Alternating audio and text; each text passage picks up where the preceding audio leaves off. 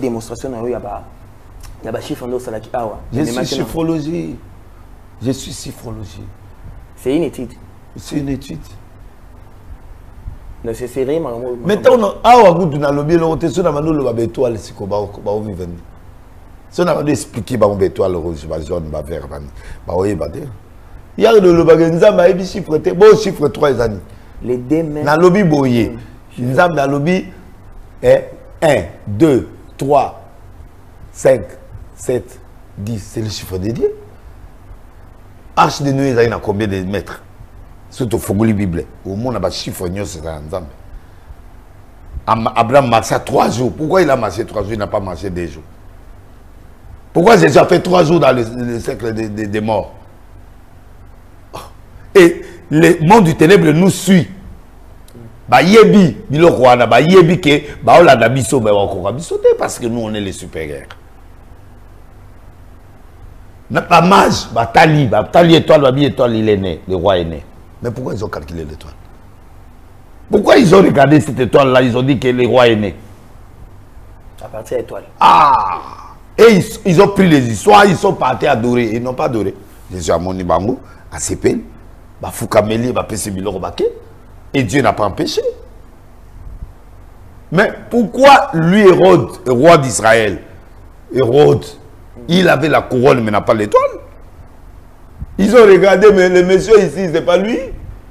Il a la couronne mais n'a pas l'étoile. Il y a les étoiles, il y a la grandeur, il y a des chiffres qui existent. Je dis bien, le concert, c'est un chiffre satanique. 8. Oui. 8, c'est un chiffre satanique. 1, c'est le chiffre de Dieu. 3, c'est le chiffre de Dieu. 5, c'est le chiffre de Dieu. Premier tour, Abimi Saka album le 18. Abimi Saka album sur le 19. Sur les dates. Tout ça là, total, on a le baki. Ça la règne pendant plus de 10 ans. Bobo Sana. Bobo Sana, qu'il fallait avoir ça le succès plus de 10 ans. J'ai dit, le chiffre 8, c'est la double épreuve. C'est le double épreuve veut dire épreuve. Ça dit qu'il arrive, il se restitue. Ça dit Israël a taboli 40 ans dans le désert, à côté de la terre promise. Ça dit il est à la croisée à chemin. Il est en train de faire un concert de croisée de chemin. C'est-à-dire il gagne ou il perd. Et c'est un concert de vie. C'est-à-dire, s'il réussit, il entre. La terre promise. Oui. La terre promise, c'est démoniaque. Non, ce n'est pas démoniaque. La terre promise n'est pas démoniaque. La terre promise est spirituelle, est normale. Comme Péako Bon la Moutema, comme Péako comme un pasteur, comme Péako le Babon, Nena Boy Natik Nanga, musique Nangumo Sambela, ou Nakene Nanga musique, mais Nakena on a vitesse, on a une angoti. Nakene Malembe. Parce que c'est la croisée de chemin. C'est-à-dire, azo bêta carte à vinaï. Dans le but que chiffre ma bête, chiffre ma bête, c'est le chiffre 8. Et Israël a fait 40 ans au désert. Combien? 40 ans. Israël a fait 40 ans. Après, à côté de promise, bateau à côté combien? 3. Bateau à côté, Caleb, Israël, Caleb, Josué, na Mikoya Joseph, au Baouti l'Égypte. Les restes, c'est ça, Banasika. Abotama. Batou Israël va contacter. Batou Babima l'Égypte, va contacter la terre promise. 2, 3. Joseph, Moukouanaye, Caleb, na Josué. Moïse Atikala. On t'a contacté. C'est le croisé des chemins. C'est la terre promise. C'est pas tout le monde qui doit entrer. Et c'est ces concerts-là. Ça fait le chiffre 18. 17, non? Et ça 17. Oui. 17. 2 mai 2026. Et ça 17. 1 plus 8, ça fait 8. Et le 8, ouverture. Le 8. Hein? Le 8, ouverture. Mais c'est ça. C'est ça. Ça signifie quoi encore?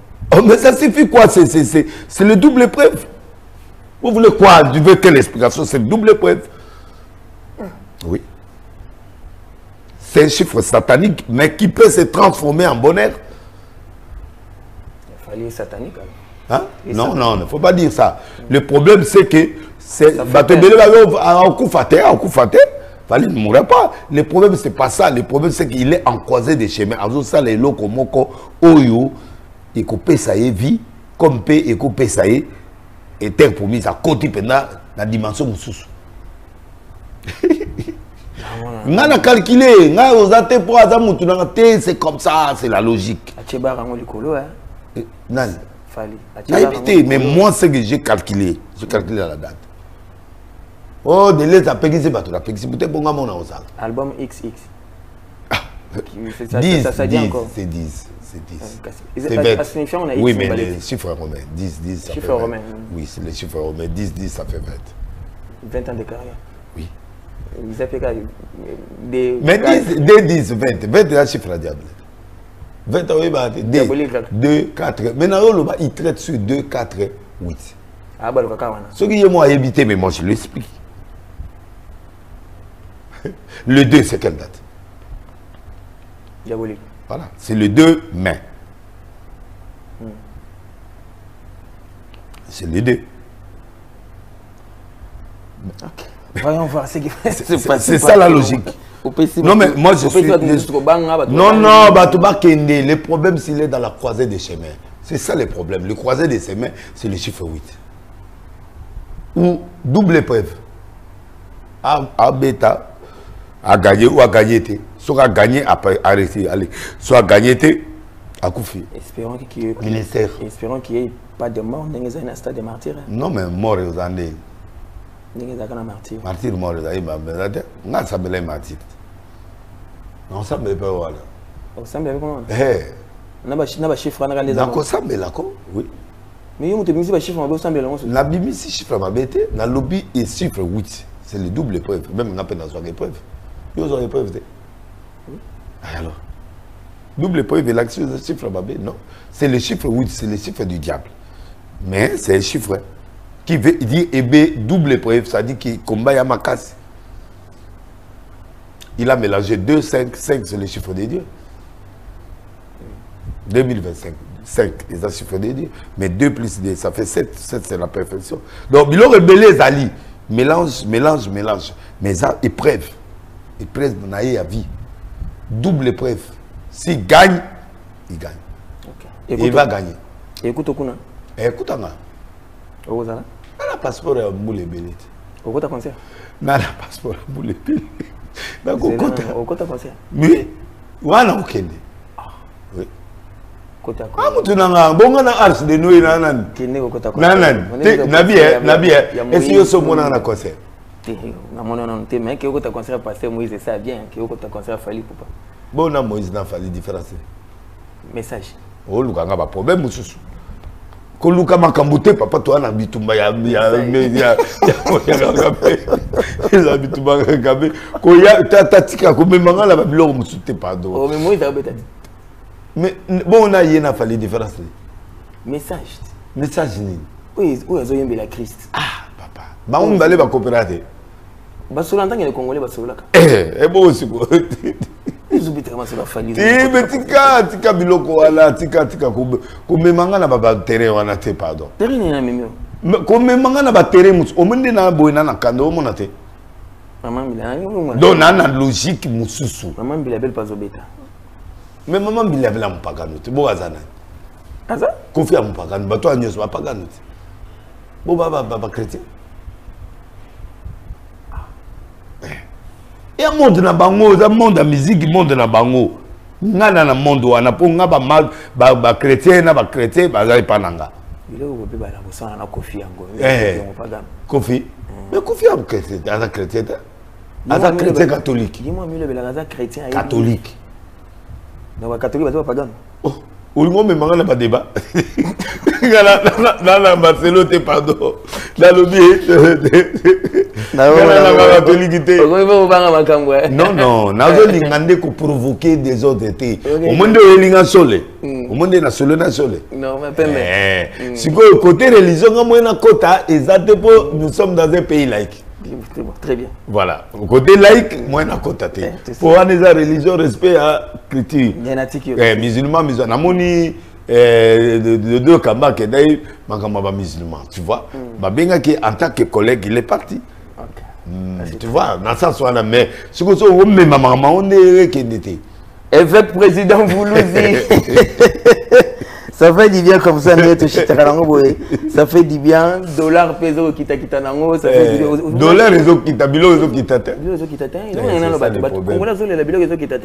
Dollar n'a vivant na dollar la terre quitté ça problème té. Mais bilo condé oui. Bateau va vendre na bilo. Bilo condé. Bilo que faut gouverner ça la somme ça la. Bon, ils vont travailler. Gouvernement est au sala. Parce que bilo est Tigali et bilo est Tigali. Bilo est Tigali cher moge quitté. Dites-nous ça son pouvoir té. Nini. Dites-nous. $10. Ah. Bon, dollar est à dollar. Dollar est à dollar. Il faut vendre ça bon en dollar parce que si on vend ici bon on a franc congolais ici là. Bon est à dollar équivalent c'est monde entier à dollar. Bon on a les lots on a 28 25. Attends combien 20 problème té. Tout lingi bon comme à 16. Voilà, nous sommes arrivés à la fin. Et le gouvernement des salles mais ce que biloko alors, balance sur l'agneau, c'est au Kita. C'était un réel plaisir, Lélo. À sentir qu'il y avait beaucoup de choses à dire sur la situation. Merci. Où le Congolais va traverser, c'est très bien, c'est très bien. Par rapport à Makambo, il y a Esthernet au Solo Lipe, Mboka. Il y a des étudiants aussi qui sollicitent bien des cadres de symposium, télé, étudiants. Non, après, les étudiants sont baliba frotter, il y a un questionnaire, il y a tout TV, tout posé, il n'y a pas de problème. Oui, ça fait partie de notre à part émission Nabiso, bango babaya ba poser ma question sur les prophéties, je suis prêt. Bazan a besoin de détails à ba prophétie. Ah ouais, je suis prêt. Détails ba poser ma question. Je suis prêt. Zoa bango, zoa cadre moko to ya, zoa ta 15 20, ba ti bango place et puis on fait. OK. Chers camarades étudiants, je crois que vous avez l'aval de n'importe quel étudiant bazaba na offert face. Vous composez la délégation, bobengi tokoya to bongisa cadre bien to vanda bo solo là toutes les questions autour des prophéties, toutes les questions autour des signes, toutes les questions autour des chiffres. Au moins bateau biloko ba lo bon chiffre nyo césar, le kuta chiffre satanique za ya nzambe za le kuta za. Satan za na yebia. Ba sataniste nyo so ba yebi.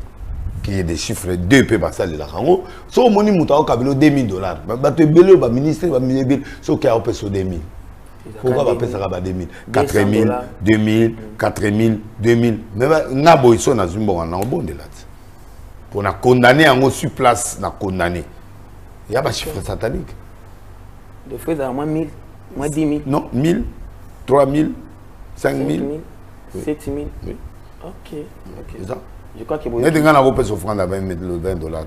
On peut offrande il y a un chiffre satanique. OK. Mais non, Moutouao Kabelao, ça non. Non, il y a satanique. C'est comme on dit, mais à quoi tu offrandes à 2000? À quoi tu as été? À 3000 ou bien 1000? Oui. OK. Donc, il y a le chiffre impair et ça. Voilà. Chiffre pair et ça satanique. OK, ça matière. 200, 400. 666, c'est les sables du diable. Il y a les chiffres de la bête, 666, il y a la Bible, il y a la Bible qui était. Il y a la Bible.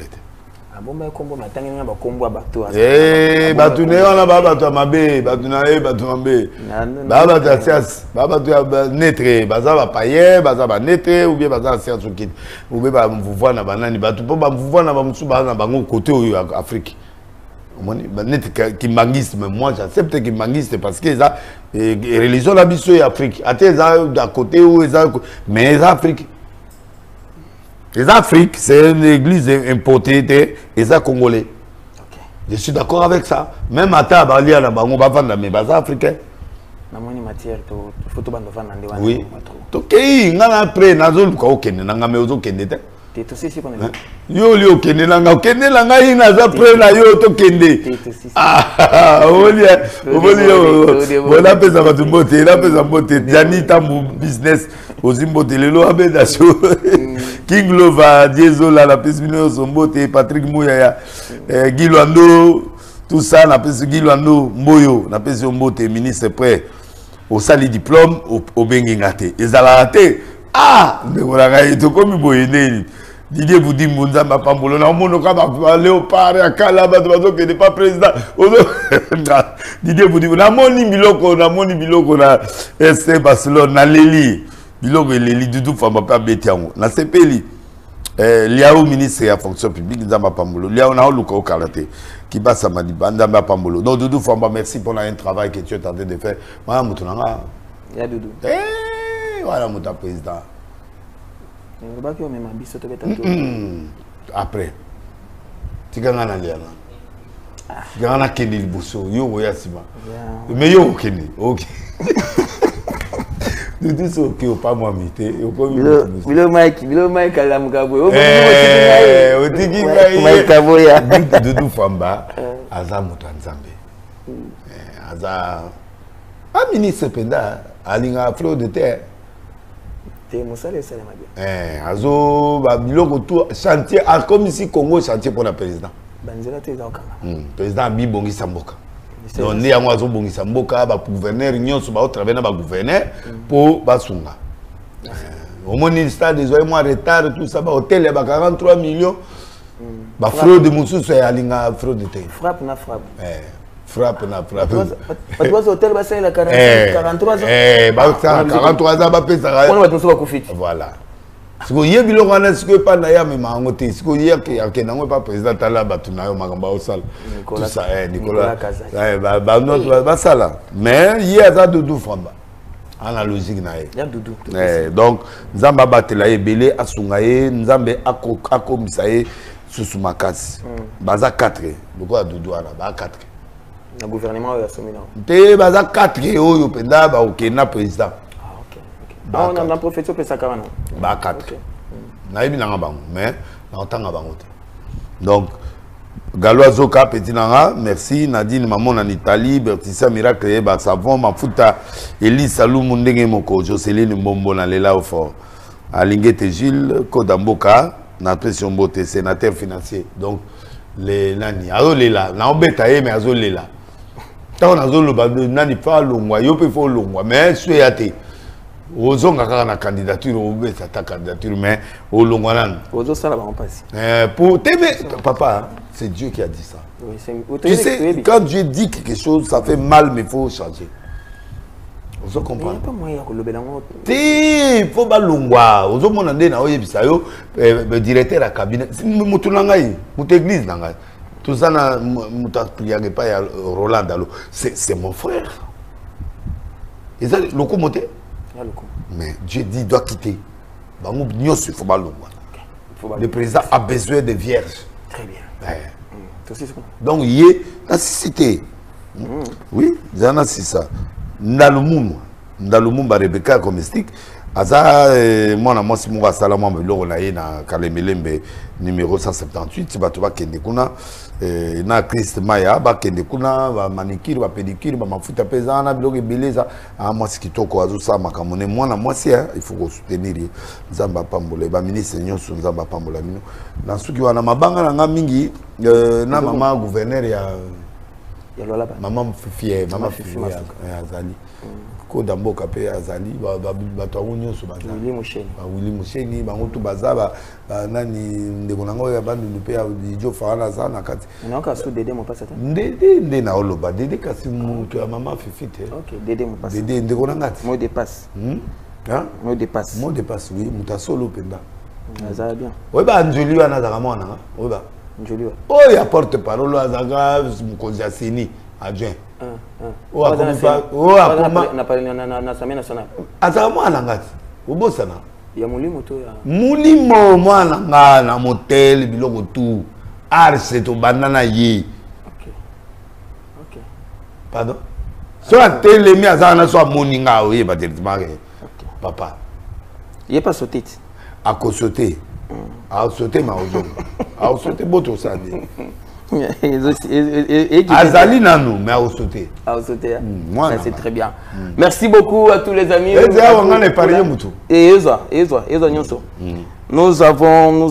avons le plaisir de vous dire au revoir pour aujourd'hui.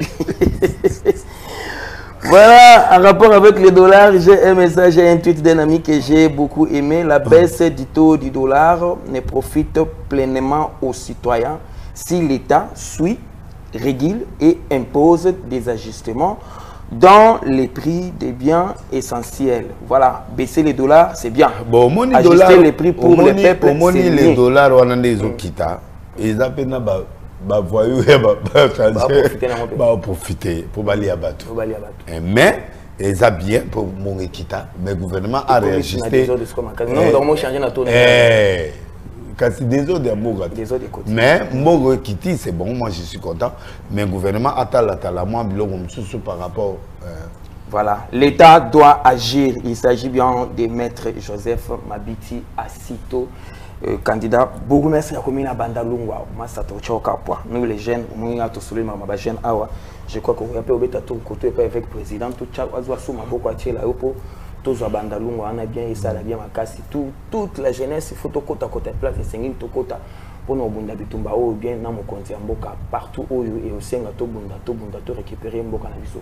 Merci na bino tout partout où besoin merci na bande konyo surtout il y a eu Idju na lac Kivu kuna pe il wana ba congolais baza moi batule bazola mukapona yo ouais bazola batelema voilà ba jeune nyonso bo telema bo longa na ba religion bo s'attacher na ba religion te ba non bo bima bo sambela nzambe ke do sala prière na yo sala nzamba yo ko brati lo di menayo mais makamute.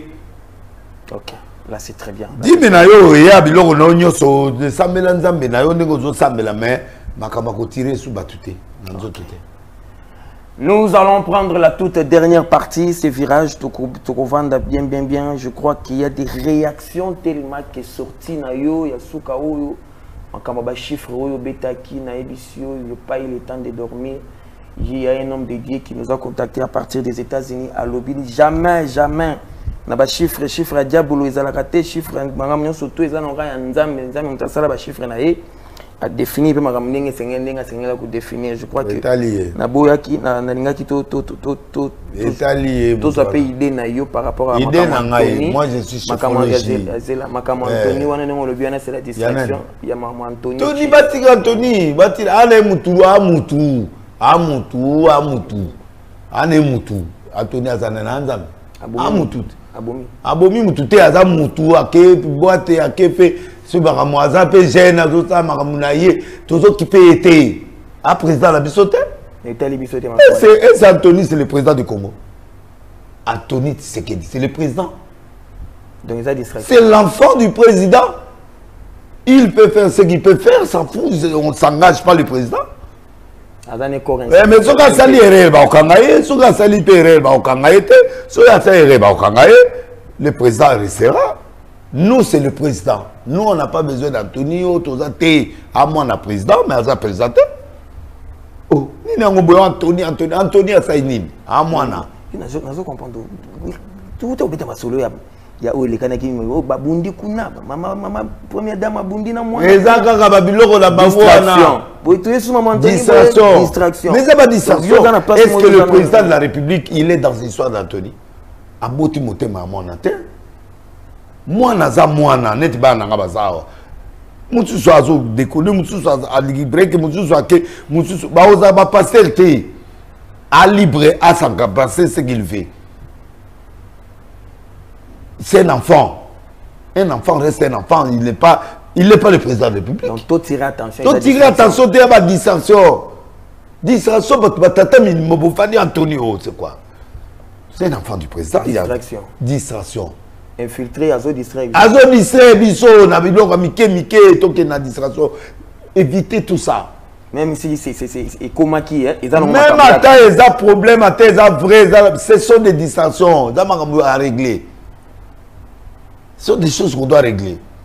Oui, Anthony, vous devez prendre conscience. Il doit savoir qu'il est le fils du président. Il sait ce qu'il met. Situation, il y a Mboka. Il faut ayer Bango qui est président de la République à Tatatanaï. Et que tout ce qu'il fait comme pied, qu'il met pied, bah au c'est ça. Alors prends au sérieux ta vie. Sois comme tous tes serfs. Donc, il ne faut pas déconner. soit sobre, soit un homme humain, soit un humain. Mais bien maman ça n'a pas place à n'importe où tu dois prendre les choses parce que le pays est en danger. En otage, c'est ça. Il faut prendre ta vie au sérieux. Il ne faut pas nous distraire. Le président en a besoin. C'est-à-dire, tu dois savoir que en faisant ça, mon père, mon ceci, il faut prendre ta vie au sérieux. Voilà. Là, je crois qu'il y a un Mike Kaboya à corréler. Parce que Mike Kaboya, je crois qu'il y a un Kokutana Penaye, Dengue Bakutanaka. Mike Kaboya à corréler. Donc, moi, je crois que c'est ce qui est important. Voilà. Cadré pour autre chose. On est cadré pour autre chose. Merci beaucoup. Merci. Et reste, on a député, tu votes. Les directeurs de cabinet aussi avec tous les cabinets. Le président, le directeur du cabinet du président doit partir avec tous ces gens. Le Sénat doit partir. Je suis prophète, je parle. Je parle en tant que prophète des nations. Le peu, Ataza chrétien, président Nabiso, Aza chrétien, Aza Nzambi, Aza Nyonso, mais il doit partir. Parce que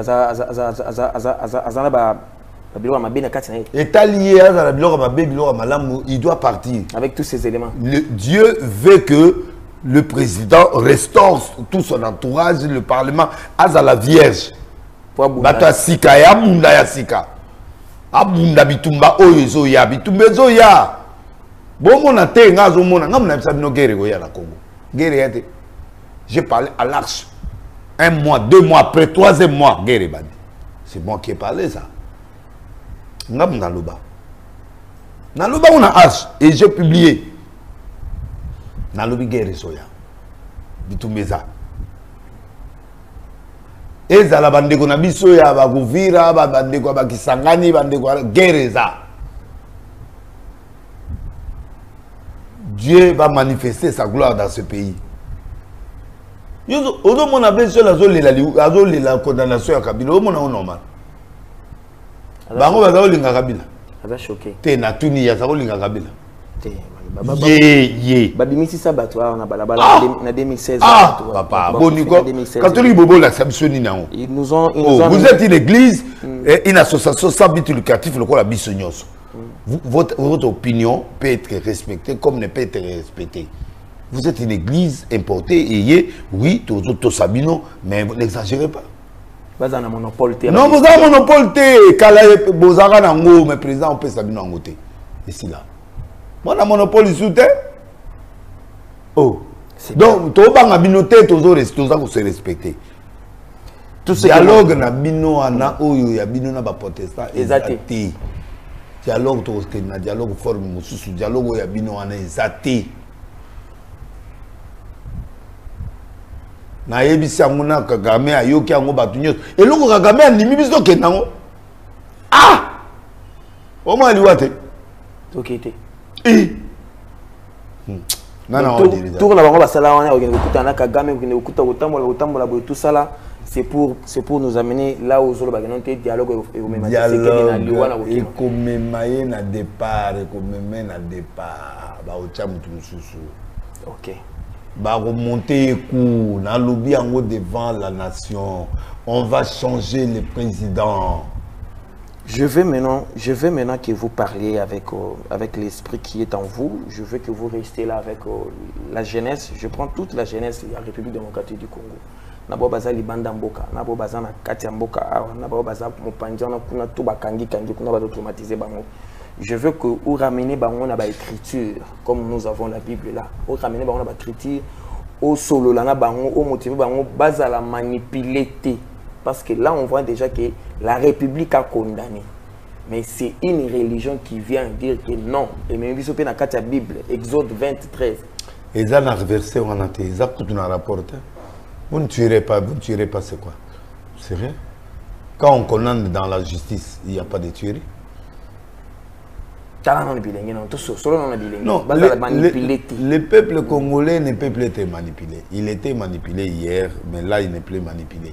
Le peuple congolais de Goma, le peuple de Bukavu, le peuple de toute la République démocratique du Congo, vous êtes des enfants de Dieu. Que vous soyez chrétien ou catholique ou protestant, sortez de ces milieux-là. D'ailleurs, la Bible dit, ni catholique ni protestant, nous sommes des chrétiens. Un chrétien n'est pas seulement catholique, et un chrétien n'est pas seulement... Non. Et puis les musulmans, c'est une religion aussi. Bon, nous avons un titre. Mais dans ce titre, on peut sortir de ces choses pour défendre notre pays. Notre pays est en danger. Catholiques, protestants, musulmans, qui maguissent, on est en danger. On est Congolais d'abord. Et en tant que Congolais, on doit défendre notre territoire. Un groupe de gens ne peut pas venir nous donner des leçons au pays, non. Kagame n'est pas Dieu.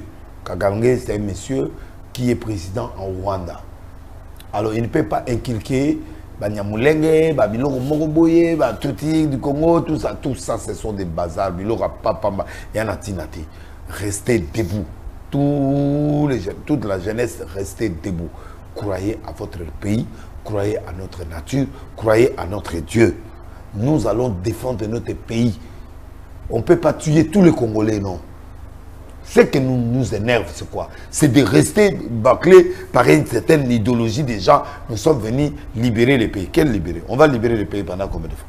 Kabila Père a libéré, Tel a libéré, Mnanga va libérer, Kabila va libérer, tout le monde. Qui est libérateur? Qui?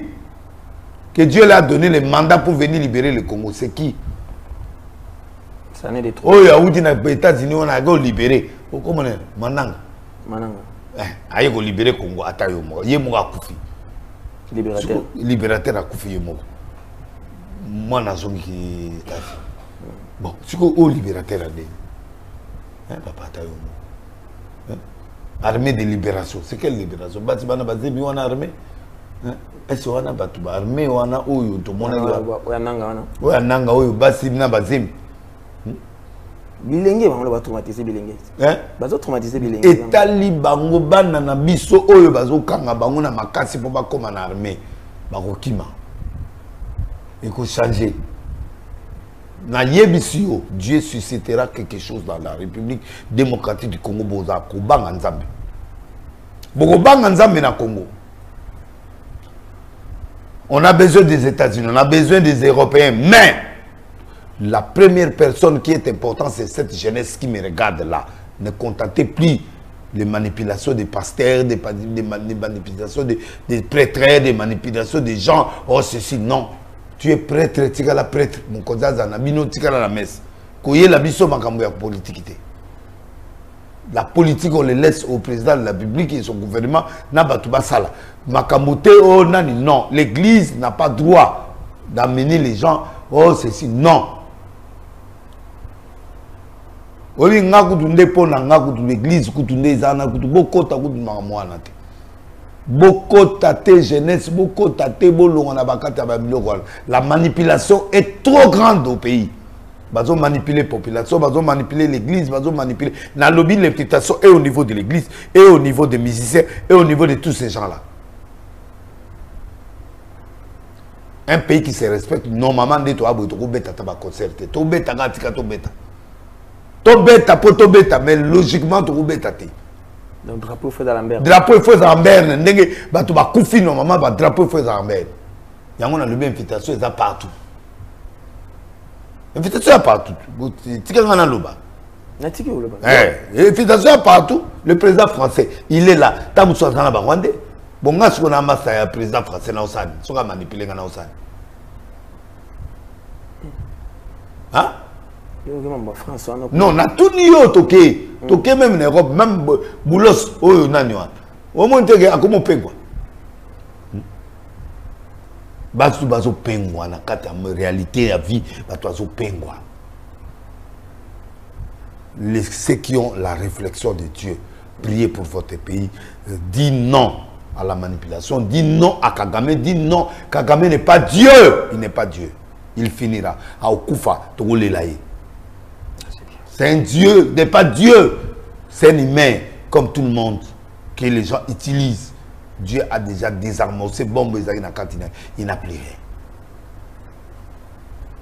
Moi, je soutiens le président de la République. Nous avons appelé ça Makassi. Akendina réflexion au bisu lango alongo la batu nyonso techniquement d'une sagesse inouïe de façon qui a travaillé de façon qui makamboya ba distraction biloko moi na la boîte de nuit c'est distraction biloko nyonso ba distraction toko ki permoté biloko la distraction mboke za distrait ba toi la distraction tout kene na logique. Le président de la République doit s'élever. Vous savez pourquoi que Moujima attends pour l'université. Vous savez pourquoi? Pourquoi? C'est son fief. Et ça rapport à qu'il était, à quel fief naïe à Zongi. À Zonga, tant à Zongi. Bon, mon. On est école de non, c'est pas ça. Dans le monde spirituel, Dieu sait ce qu'il a fait. Ravitaillement. Il sait ce qu'il va faire. Et il va combattre le monsieur là. Le Kagame. Moi j'aime Kagame. C'est un homme bien qui fait des choses, mais il est mauvais parce qu'il tue les Congolais. Il a la politique de détruire le Congo. Tu yamba yo na stade tu betelo maboko nga kutute. Mais tu vas betelo maboko. Ngate ngakotate. Ngakotate. Yo nani oboya Kagame. Na boyi. Yo maka mona stade. Binote. Yo nani oboya Kagame. Akota. Kenda izonga lelo Kagame a commis ennemi. Ça dit c'est un ennemi du Congo. Le numéro 1 du Congo, c'est lui l'ennemi numéro 1 du Congo. Mais Tshisekedi vraiment c'est un risé hein. Tshisekedi c'est un vrai risé. Mais pourquoi il s'appelle Tshisekedi? Parce qu'il a appelé Kagame. Pourquoi bande connaît nyonso wana bapona bango te point? C'est un grand rusé. Mais la politique, c'est la Russie. Oui, bah, c'est politique. Mais chose à ruser, tout ça politique. Abendi Kagame ti, abendi partenaire. Jusqu'à Kabila fait pareil, mais qui y a bango ka. Assis le mouki bango. Assis le mouki. C'est vraiment malin. Oui. Voilà. Nous allons. Je crois que la jeunesse a eu sa part. Oui. Pas de manipulation. Pas de manipulation, pas de manipulation. Boyo kamutu, yogi mutanga ke de bobima. Koza su mutamutu te, zala mutanzambe. Ngaza mutanzambe, ngaza mutamutu te. Même ba pasero bozo yoka ba flamme de feu ba lokuta. Ba flamme so ba mususu baza ba siatso kiti ba mususu ba recruter du diable. C'est pas pédé. Oh. Toi bi ba ngonyo soti. Infiltré dans tout on a pas infiltré bozo finga nzambe kotoyo bozo finga o siatso kiti onani boza la kati. Vous êtes qui là? Basi na bango ba lesbienne. Oh. Bo mona batu banana ngo. Maman pasteur lesbienne. Oh. Botika biloko papa man. Bozo ba manipulation ba tuté. Oyo abegiza ngote de ba auto seki pardon pour la boye pour la manipulation mais vous faites ça. Je vous avais prévenu. Donc dans la vie on voit les choses maman na ça ba ngote. Je vous ai dit toutes les choses que vous voyez aujourd'hui, je vous avais déjà prévenu. Voilà le sikati. Ba musicien le kuta baza, ba musicien oyo, il y a ba pasteur banani bazali. Président fais attention. Fais attention, ba bomayo na yebisaka yo loko moko ba bomayo na religion. Fais attention avec ça. Il te reste la religion. Fais attention.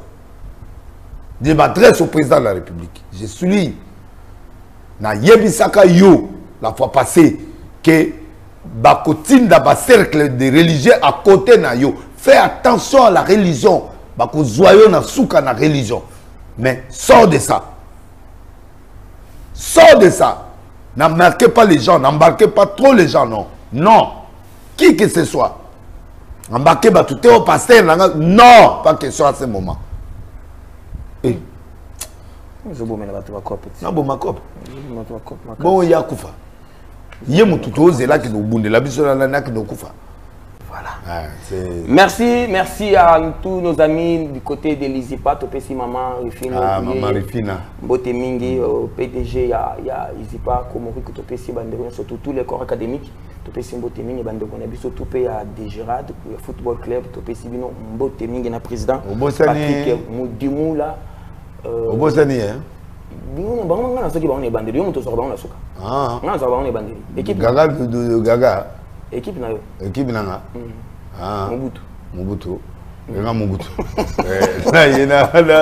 na saize dakani na saize na mutulanga ina ni manager Mike da ifola gende ça mon eni boye c'est mambo yali mamweza aya kapambate aye seka ila likam asala ko na oyo na monaki yo mesurement sangue aye na chiffre aye na chiffre aye réparation aye na mutute aye mo ayo betao abeti écoutez mais ali aka aye boy aye makam. Merci beaucoup Brasco Madibo pour finir de petit Eric Tchunza. Aussi c'est monsieur dans un problème. Eric Tchunza depuis Vancouver de petit. John Lilo Botemingi. Merci Nabinoto. Bandewanya surtout va se faire la maison boya tout ça la promotion de Guinée bien. Aye moko. Aye frappé. Allez, bye bye.